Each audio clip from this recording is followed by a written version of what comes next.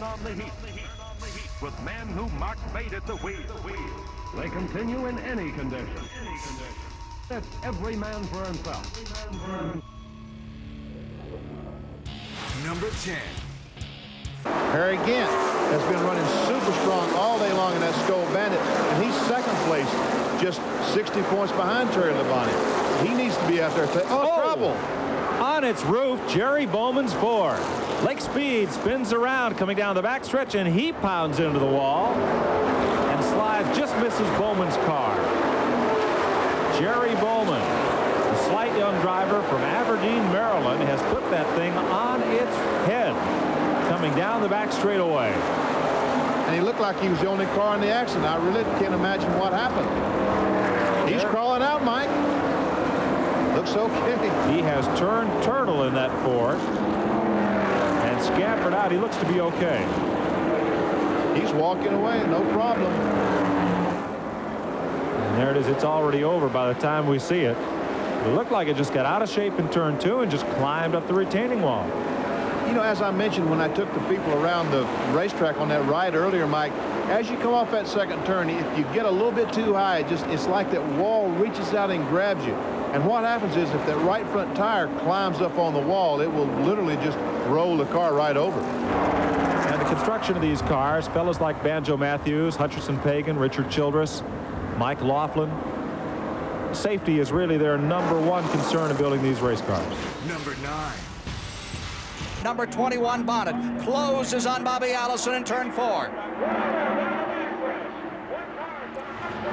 Trouble in the back straightaway. Car upside down, sliding way down the back straightaway. One machine getting upside down and sliding. Connie Saylor in car number 4 has gone upside down. The Johnson City, Tennessee campaigner in an Oldsmobile has slid almost 2,000 feet after getting in trouble in turn number 2. Connie Saylor, who started his Grand National campaign in 1978, in trouble. Let's look at it in replay. It looks like he was tagged at the start of that, David, and look at that car fly. Well, as they come off that turn 2 again, the car spun around, and when it started to go down the road backwards, for some reason the rear got off the floor, and once it was up, the air gets underneath these machines and just flips it right over onto its roof and slides down the straightaway there. Luckily no fuel leakage, otherwise those sparks from the roof would have obviously caught fire. Connie Saylor has had a serious crash again coming out of turn number 2. The race is going to end under caution, and Saylor is walking away. Another disastrous crash, and Connie Saylor extricates himself and walks into the infield. Another vivid demonstration of the incredible strength of these 3,700-pound NASCAR cars. Number 8. The drama began with Cale Yarborough's record-shattering qualifying lap, 200.503 miles an hour in the Harry Ranier Chevrolet. But then, lap 2, winds gusting to 40 miles an hour, catch Yarborough in turn 3. And in turn 4, big trouble. Yarborough Chevrolet was totaled. A backup short-track Pontiac was shipped down. I had never seen anything like this. I ran to the car, and Cale was already out of the car. I said, "Is he okay?" And they said, "Yeah, he's okay." He got out. I said, "Was he talking?" And he said the only thing he asked was, "What was that first lap?" Cale, an absolutely phenomenal run out there. What happened? Well, it just got airborne. The wind got it. Just took it off the racetrack. Can you describe that first lap, though, the 200-mile-an-hour lap? Well, it was a good lap. I just needed another one like it. Number 7. This race to run at record speed and to be an incredible battle between these 3 cars.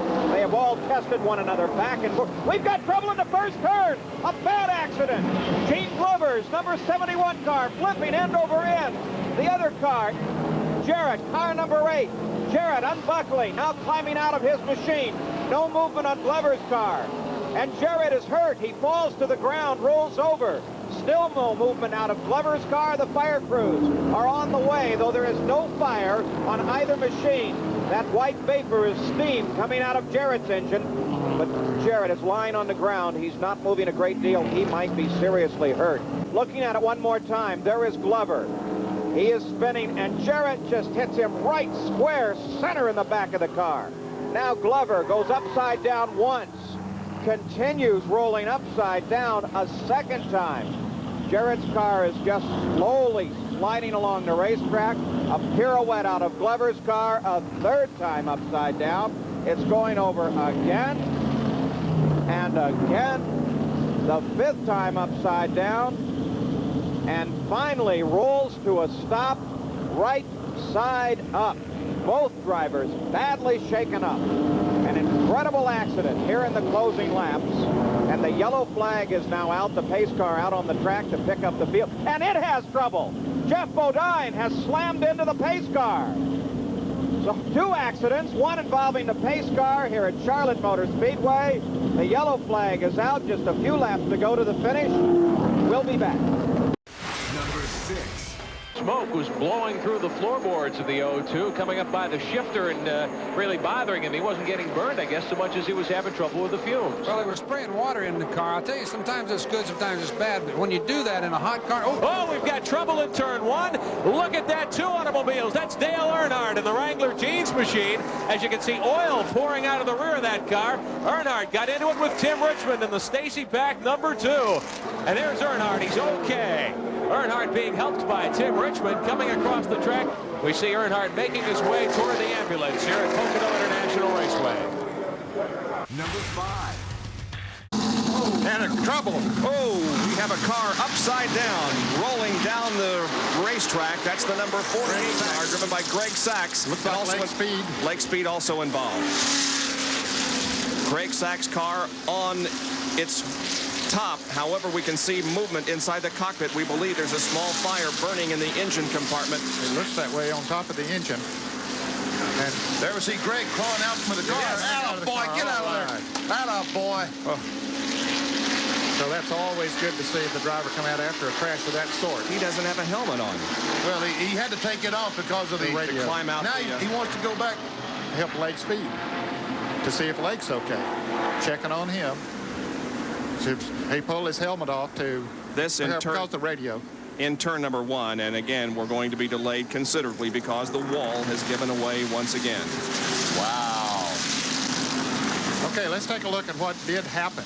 As he went into turn 1, he was on the outside. It looks like Lake Speed might have lost an engine, or at least he lost the car, and Greg hit him, and they both head through that wall. Greg Sachs hit it hard with the right front, and then the car gets upset and starts rolling over as they come down off of the wall. Barrel rolling. Look how high it goes into the air, comes back down. Oh, over and over. God, for Winston Cup cars and how strong they are. Look at that thing. You can see the fire, Benny, under the hood of the car, and then it rests back on the top.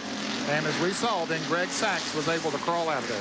Number 4. Over 192 miles an hour in qualifying. Oh, we have trouble in turn number 2. Johnny Anderson, flipping the third-place car, has crashed on turn number 2. Anderson's car totally destroyed.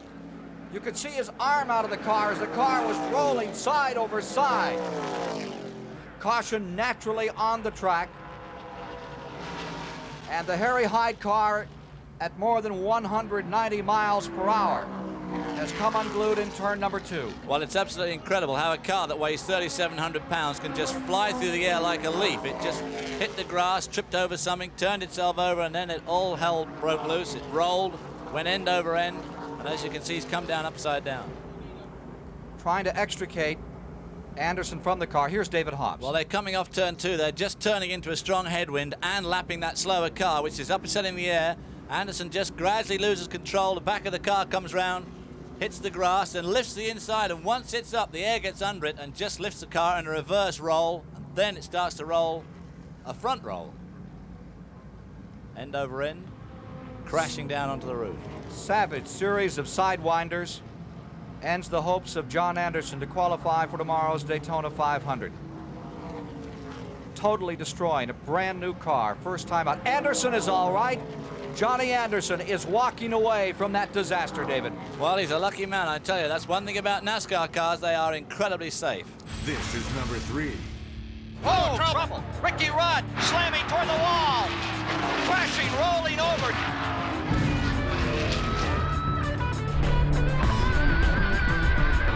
We're running in a tight little pack. There wasn't a lot of cars in that race. It was like 12 cars. And I remember the guy behind me, Jodie Ridley at the time, coming out of turn 4, barely nudged in the back of hit me in the back bumper, barely nudged me, but it did. It broke my car loose. And when it did, it started sliding to the infield. About that time, it got airborne. The car went up, everything got really quiet. It went up pretty high in the air. I remember being way up in the air. After that, when it came down and hit, if you'd asked me what happened, I'd say, well, I came back down, hit the ground. It knocked the wind out of me because I remember hearing all the air leave my body, just like you do when you listen to the NFL game tapes when the guys hit each other and you hear the wind get knocked out of somebody. I heard that. The next thing I remember, I'm waking up and the car is upright and they're basically working to get me out of the car. I remember that and didn't remember anything else. I mean, it just like, I guess I went to sleep during that time, and probably glad I did because I didn't have any bad memories of it other than the aches and pains that hung around for quite a while. Number 2. Has shown some extremely hot practice and, of course, qualifying laps, lapping those 200 miles an hour. Oh, double and in trouble is 07 LaJoie. Randy LaJoie slamming into the wall. Randy LaJoie out of Norwalk, Connecticut, destroying his automobile. Randy LaJoie, second-generation driver, absolutely destroying the Bob Johnson car number 07. Well, they're coming off the absolutely notorious turn 4, and it looks like he just flat loses control there as he goes over the tunnel bump and just goes into one of those long 190-mile-an-hour slides. The car's lifting as it goes over the road. The air gets under it, and he just flies bottom first into that wall. I've never seen anybody hit it like that before. Ricky Rudd the other day, of course, his car suddenly changed course and he just went round the end of that wall. But that was a bad crash. This race is going to red. This race is going to be red flag. You see a crash like this and it brings to mind the sprint car legend Jan Opperman's career-ending crash, similar to this on a dirt track in Pennsylvania a few years back. Bottom side in. 7 cars have now retired from the second 125-mile qualifier for the 1984 Daytona 500. Back with more from the World Center of Speed in a moment. This is number 1. Earnhardt and number 75 Bonnet trailing behind Bobby Allison in the second position. Bad trouble, bad trouble.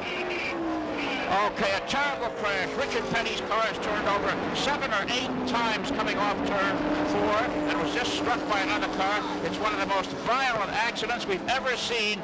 It was one of the worst accidents we've seen here in quite a while, Chris. And it looked like it might have been tagged by the car number 73 of Phil Barkdahl. And you can see Petty's car just cramming and turning over up against the wall and other cars coming in. There's Barkdahl hitting him as he came by, and the Eddie Beerswall car hitting one of the tires that came off the car. That looks like the crash at Darlington years ago, Ned.